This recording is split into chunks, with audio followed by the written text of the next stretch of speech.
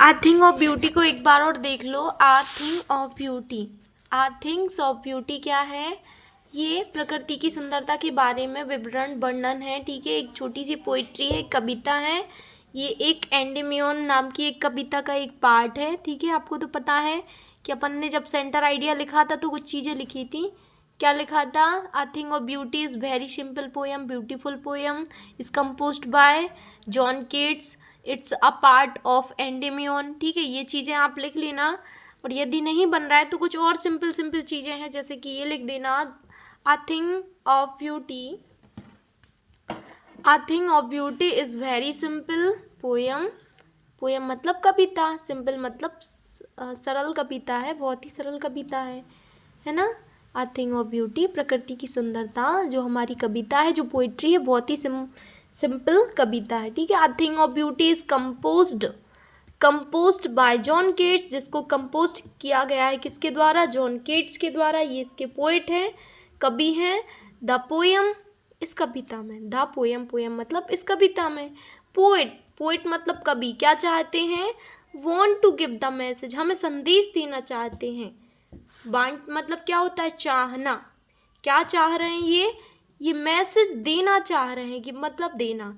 क्या देना चाह रहे हैं? मैसेज देना चाह रहे हैं कि a thing of beauty is joy for ever, की जो प्रकृति की सुंदरता है वो हमें हमेशा प्रसन्नमुख, मतलब हमें क्या करती है? जॉय, जॉय मतलब हैप्पी, मतलब हमें प्रसन्नता देती रहती है। हमें प्रकृति की सुंदरता, हम कितने भी निराश क्यों ना हो, कितने भी सैड क्यों ना हो, लेकिन जो नेचर की ब्यूटी है वो हमें हमेशा हैप्पी रखती है, हमें प्रसन्नचित्त बनाती है। ठीक है, तो बिल्कुल साधारण है, Joy for ever, Joy for ever बोलना है आपको, जॉय फॉर एवर। जॉय मतलब हैप्पी या खुशी, फॉर एवर मतलब हमेशा के लिए, हमें प्रसन्नता देती रहती है प्रकृति की सुंदरता। A thing of beauty, a beauty, अब ये लाइन है, द ब्यूटी ऑफ नेचर, जो प्रकृति की सुंदरताएं हैं, नेवर यूजलेस, ये कभी कम नहीं होती। ठीक है, आ ब्यूटी ऑफ नेचर, जो प्रकृति की सुंदरता है वो कभी कम नहीं होती, नेवर यूजलेस नहीं होती कभी भी। ठीक है, तो वैसे फैट्स रेदर लिखवाना था, लेकिन आपको टफ ना लगे इसलिए साधारण नेवर यूजलेस लिख देना, ये सेम मीनिंग वही है। अब इंक्रीज एवरी मोमेंट, प्रकृति की सुंदरता बढ़ती रहती है, प्रत्येक पल बढ़ती रहती है। हमें पेड़ पौधे, समुद्र, तालाब, झरने, ये सब बड़े प्यारे लगते हैं। तो ये प्रकृति की सुंदरता हमेशा बढ़ती रहती है, इंक्रीज होती रहती है। इंक्रीज, INCRE, इंक्रीज मतलब क्या होता है? INCREASE, इंक्रीज मतलब बढ़ना। तो क्या? नेचर ब्यूटी एवरी मोमेंट, प्रत्येक पल बढ़ती रहती है। तो बिल्कुल साधारण सी लाइनें हैं, प्लीज़ ये थिंग ऑफ ब्यूटी की छोड़ना नहीं, है ना। अब थिंग ऑफ ब्यूटी के बारे में कुछ और चीज़ें, जैसे कि आपको कुछ नहीं आ रहा है समझ में तो आप सोर्स ऑफ नेचर के कुछ लिख देना। अब थिंग ऑफ ब्यूटी में क्या है?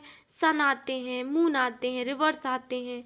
हमें सुबह सुबह सन का जो बैकग्राउंड है कितना प्यारा लगता है जब सूर्योदय होता है। मून, रिवर्स, नदियाँ कितनी प्यारी लगती हैं, झरने, रिल्स, ट्री, पेड़ पौधे, माउंटेन्स, माउंटेन मतलब पर्वत, सी मतलब समुद्र, रोज़, मस्क रोज़, और भी चीज़ें हैं आपकी कविता में, जैसे हेवन है, मस्क रोज़ है, डैफोडिल्स हैं। लेकिन आपके लिए स्पेलिंग टफ पड़ेंगी इसलिए मैंने नहीं लिखा। तो आप कुछ नई जो सिंपल सिंपल चीज़ें हैं वो लिख देना। किसमें? आ थिंग ऑफ ब्यूटी। आपका जो आ थिंग ऑफ ब्यूटी है वो किसका पार्ट है? एंडेमियोन का पार्ट है। ठीक है, यदि सेंटर आइडिया नहीं आ रहा है, क्वेश्चन ही आ गया, आ थिंग ऑफ ब्यूटी लिखा है ना, तो आप लिख सको। ठीक है, कुछ क्वेश्चन आंसर हैं आ थिंग ऑफ ब्यूटी के, है ना। Trouble, in spite the trouble and suffering, ये लिखा है कि जब हम बहुत ज़्यादा सफरिंग, पीड़ा में रहते हैं, ट्रबल मतलब काफ़ी ज़्यादा परेशानियों से हम ट्रबल कर रहे होते हैं, प्रॉब्लम्स होती है हमारी लाइफ में, तो उस टाइम हमें क्या लगता है? ऐसा लगता है कि अब तो हमारी लाइफ यहीं ख़त्म हो जाए। लेकिन नेचर ब्यूटी हमें क्या करती है? हमें मोटिवेट करती है, और जीने के लिए मोटिवेट करती है।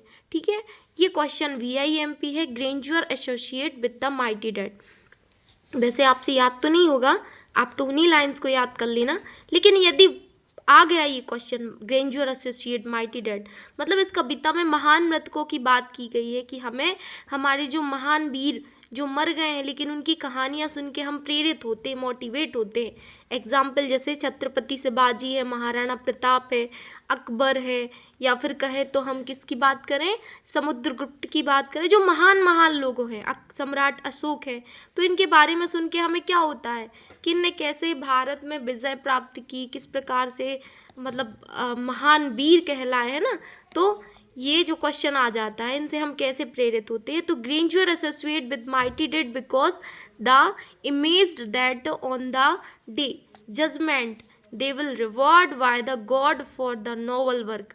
तो इन महान मृतकों या महान लोगों के द्वारा जो महान काम किए गए हैं, है ना, इनसे जो रिवॉर्ड मतलब इन्होंने जो उपलब्धियां प्राप्त की हैं, रिवॉर्ड मतलब एक प्रकार से गिफ्टेड, ये महान लोग जो हमारे लिए, हमारे इस देश के लिए महान कार्य छोड़ के गए हैं, और उनकी कहानी, उनकी टेल्स सुन के, टेल मतलब कहानियाँ सुन के हम क्या होते हैं, मोटिवेट होते, प्रेरित होते हैं। हमारे अंदर भी वही प्रेरणा जागृत होती है कि हम भी कुछ महान काम करेंगे, ठीक है, कि महान लोगों के जैसे हमारा भी नाम होगा। And made a great achievement for their life, इनने अपनी लाइफ में काफ़ी ज़्यादा ग्रेट अचीवमेंट मतलब महान उपलब्धियां प्राप्त की हैं, जिनको सुन के हमें क्या होते हैं, हम प्रेरित होते हैं। तो ये कुछ वर्ड हैं जैसे अचीवमेंट है, reward, the God, noble work, ये चीज़ें आप लोग कर लेना, ये क्वेश्चन थोड़ा सा देख लेना, ठीक है।